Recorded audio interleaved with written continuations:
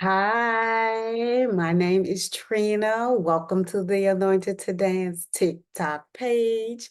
The purpose of this page is to assist all liturgical dancers and praise dancers in bringing their ministry to another level in God and for God. No matter where you are in the world, I am here to help. If I can help somebody as I travel along, then my living shall not be in vain. And I pray that I help you on today. You receive some of these nuggets that I'm giving you on today and be blessed by it, and your ministry grows to another level. Even if it's just a little bit, just grows to another level in God and for God. Now, if this is your first time viewing my video, I encourage you to go to my TikTok page and look at the other contents whereby I have videos of guests, whereby we talk about various topics that I'm sure is going to benefit you in your ministry. We provide scriptural references, recommendations, tips, and words of wisdom. So go ahead, check it out and be blessed. Now, if you would like for me to view any of your dance videos and you want my critique, please let me know and I will be happy to do that. And also, if there are any topics you would like to hear me discuss, let me know that as well. I would love to hear from you. Again, let's do more in 2024. Today, we're going to talk about how our dance ministry got our first male dancer. Such a blessing. It was such a blessing. It was under my leadership. How we got our first male dancer. One Sunday, after church service, a young man came to me. I'm going to call him TJ. TJ came, walked up to me after service and told me he would love to dance with the dance ministry. He shared his interest, his love for dance, and I was really intrigued and fascinated. He was such a kind-hearted gentleman, sweet spirit, and I gravitated to him immediately. And I was really fascinated and intrigued by the fact that a male wants to dance for God with us. How about that? I was excited. I was really excited. So we talked, and during this conversation after church, we made arrangements for him to come and audition on one of the Tuesday. I'm not sure if it was that following Tuesday, whichever suited his schedule. I can't recall. And at this point, our mass and general auditions have passed already, and he missed the audition, which apparently he wasn't aware of it, which was okay. So I made arrangements for him to come and audition on his own. And again, I was so open to it and I was excited about it. I was like, come on, let's go.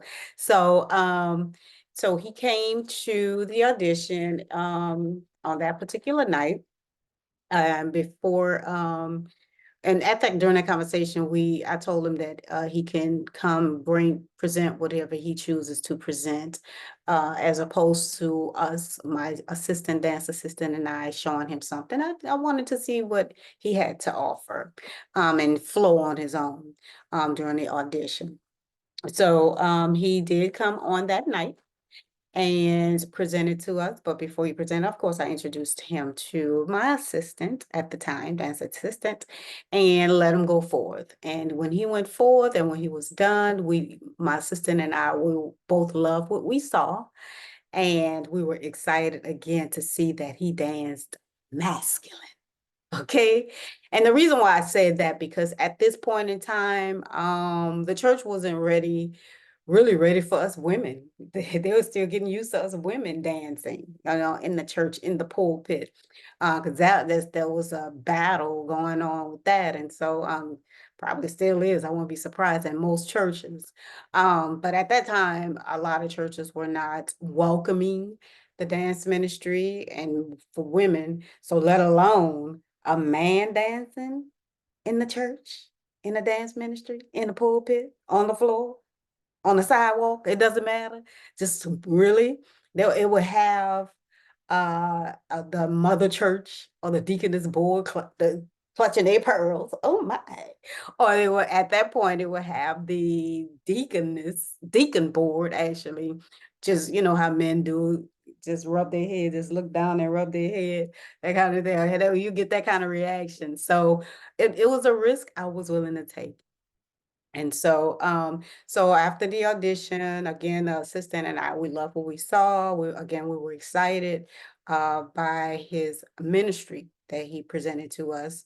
And he was welcomed into the dance ministry family that night. Yes, he was. Go TJ. Yes, he was. So, and I saw that he had a lot to offer. He had great potential.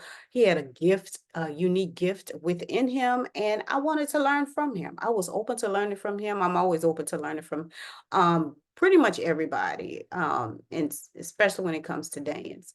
And so I saw that he had a lot to offer, and I really wanted to learn from him, see what he have to offer, and just glean from him. So I that's why another reason why I was like gravitating towards him, because he had that special gift within him that I wanted to see more of, and I wanted to experience for myself, dancing alongside with him for the Lord. Okay. So he was welcome into the dance ministry on that night. Now, after, a couple of rehearsals and dancing, and as time went on, I wanted to utilize his gift in as many way possible. So how did I do that? First, I asked him to choreograph a solo piece for me. I was asked to minister for a wedding at one time, and I wanted to see what he can do for me. I wanted to learn from him. I wanted him to choreograph a piece for me. So I was open. As I mentioned before, I was open to learning, especially when it comes to dance and working with other choreographers. I'm always open like a sponge. Just give it to me. I want it all. And so I want to learn more. I want to learn more. I want to learn how to do this and this and that and that and that. So I was open, and I asked him to choreograph a solo piece for me. I presented him the song, let him listen to it, and I made arrangements to meet him, and he showed me the piece, and it was a blessing. It really was. And I went forth for the wedding. And another way I utilized his gift was for Women Day. The dance ministry ministered for Women Day each year. And I said, well, since it's Women Day and we have our first male dancer, I want TJ to feel a part and to be included some type of way. So what I did was I asked him to choreograph a piece, the whole piece for the dance ministry. Yes. And he did an awesome job. He did an awesome job. What we did, we danced to For My Good. The song was called For My Good by Ernest Pugh. Beautiful song. It's one of my favorite dance pieces with Changing the Generation. Oh my God. I'm going to share that video later, okay? After this video, you're going to see it. I'm going to post it. It's one of my favorites. If I hadn't posted it before, but I'm going to post it again if I did. It's one of my favorite pieces to minister to, that he choreographed to. Majority of the pieces. The reason why I say that is because the music, after a while, towards the end, it intensifies. The music builds, and it really it intensifies. So his choreography was beautiful. Again, beautifully done, and I'm not taking away his work. But my vision, seeing the choreographed movements to the pieces, and once it starts building the choreography, the movements were still here when the sound and the building and all of that extra stuff of the music was just, the musicality of it all was just here. I'm gonna use that as an example, as opposed to his movement was still here flowing like water. Like water, okay? When there's a tornado here going on, okay? So there's a little water here, the beginning of the song, and towards the middle, just kind of flow, get a little wavy, and then there's a tornado. There's a tornado here, but the movements were still here. And so in my vision, I was like, okay, God gave me the vision to intensify it. I saw what I actually saw, I saw more movements, more intense movements to match the music. I saw more intense music, movements along with interpretive movements to match the music and the level that the music was on at that time. So he was so, again, he's such a gentleman, so sweet and so kind. He knew where I was coming from as a leader. He knew, he was on board with me and the vision that I saw. And and he was okay with it. So I thank God for, again, for his humble spirit. He didn't get an attitude. Even as of today, he's still a wonderful and sweet person. He didn't get an attitude like, some people get out, oh, you don't like my stuff and you changing my, anyway, moving on, like Tasha Casey. So towards the end of the piece is when the music builds. Is the part that I had to choreograph to match the music. And again, it was a beautifully done piece. But this particular song and this dance piece, we collaborated with the Mind Ministry. So for Women Day. So we had to come together. So each ministry rehearsed on their own for a while, but after a certain point, we had to come together and rehearse together. And when that time did come, in the sanctuary, we rehearsed in the sanctuary. It was there were more changes that needed to take place. There were more changes that needed to take place because I stood out when each ministry, the dance ministry was in the pulpit, and the mind ministry were on the floor in front of the pulpit. And while the ministry were practicing doing their thing, as a whole, with the music, I decided to step out into the congregation by the pews and step back like maybe midway of the church just to get an overall view of what it's going to look like or what it looks like. And so when both ministries were going forward, were going forth, it was too busy.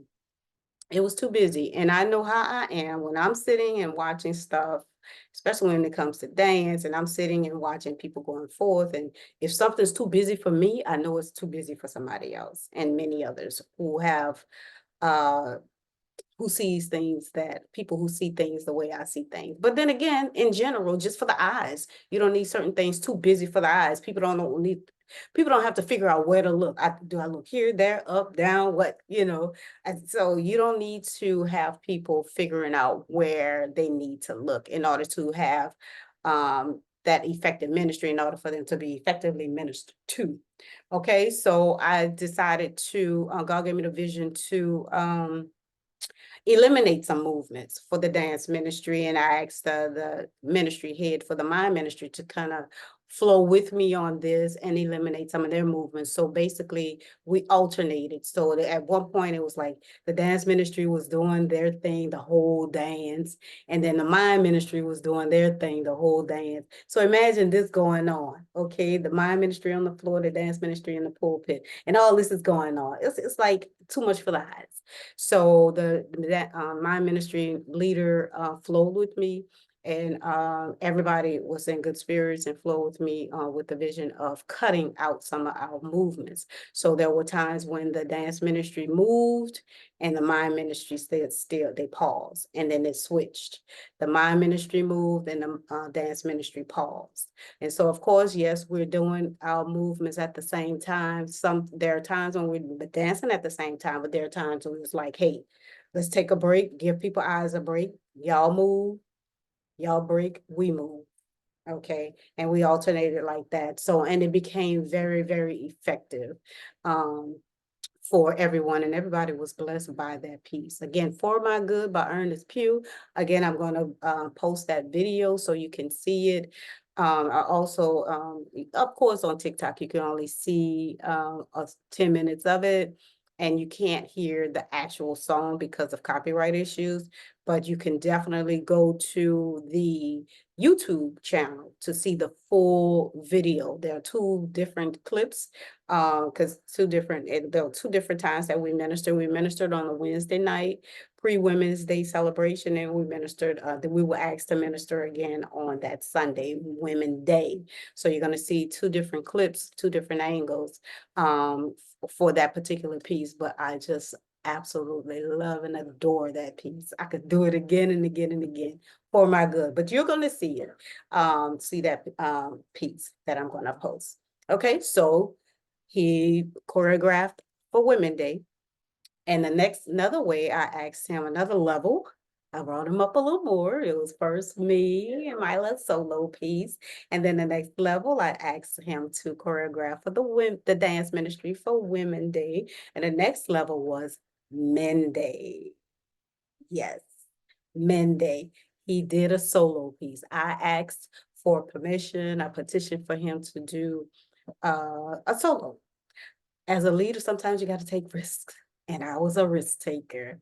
And I believed in this vision. I believe in change. The name of the church was Changing the Generation. So I wanted to be that change agent and changing the face of the dance ministry at Changing the Generation. For Men Day, from what I can recall, even at Greater St. Stephen in New Orleans, we've never had a man dance for Men Day. So this was the first ever that I can recall. We never had a man dance for Men Day. So I really asked for permission, our ministry heads above me, to have TJ go forth for Men Day. Of course, they were nervous because it's like a man going forth. Oh Lord, oh gosh, of course, and it's understandable. Like I said, at that time, again, people still, churches as a whole, across the board, across the world, they were still getting used to, in the church here, especially in the United States, still getting used to women dancers, let alone men dancing in the pulpit. So yes, they were nervous and understandably so. Asking questions, how does he dance? It's like, trust me, he dances masculine. Okay. So they trusted me. They did. They trusted me enough to allow him to go forth. Thank you, ministry head, ministry leaders. I appreciate you trusting me. All right. So he did go forth. Of course, before he went forth, it was a Wednesday night, Men Day pre-celebration.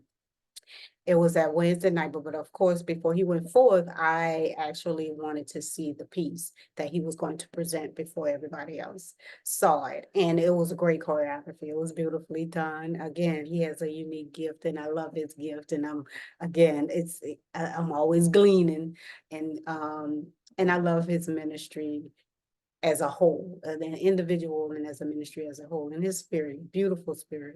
And so he after I viewed the piece and I saw that it was good, I didn't have to change anything. He went forth on that Wednesday night, but before he went forth, I was by the sound tech guy, of course, the person that called me mean because I'm strict. I'm a stickler for perfectionists, being a perfectionist. You need to make sure you start the music on time, make sure the music is loud. Sometimes I just want to do this. Sometimes hit that button and hit it right and make sure the music is loud. But anyway, I didn't do that. I did it up here in my head, but I was by the sound tech guy and I was looking at everybody, just checking everybody out, and I was able to feel the anxiety. I was able to feel the tension. I was able to feel the curiosity, all of the uneasiness in the air. I was able to feel all of that in the air, in the spirit, because people are like on the edge of their seats, like, oh my gosh, this guy is about to dance. What are he about to do? So I felt all of that, but guess what? He did a wonderful job. Everybody, at that time, they were very quiet, of course. And when he was done, I think he got a few claps or what have you, but who knows what everybody else was thinking. And so I can only imagine what they were thinking. But guess what? What happened years later after I left the church and went to another church, and this other church, Greater Travelers Rest, now House of Hope Atlanta. No male was interested in that dance ministry, so I never had that interest level come to in my direction, but only at Changing the Generation in Atlanta. So But guess what happened after I left? Several leaders after that. TJ ended up being the leader of the dance ministry at Changing a Generation. And I think he still is, if I'm not mistaken. But guess what? Level, level, level, level. Okay. Level one was the solo. It was like a building was preparing him for leadership. You see what I'm saying? It was preparing him for leadership. He did my solo piece for the wedding. He did a choreographed piece for Women Day. He did his solo piece for Men Day, and then eventually he became the dance ministry leader.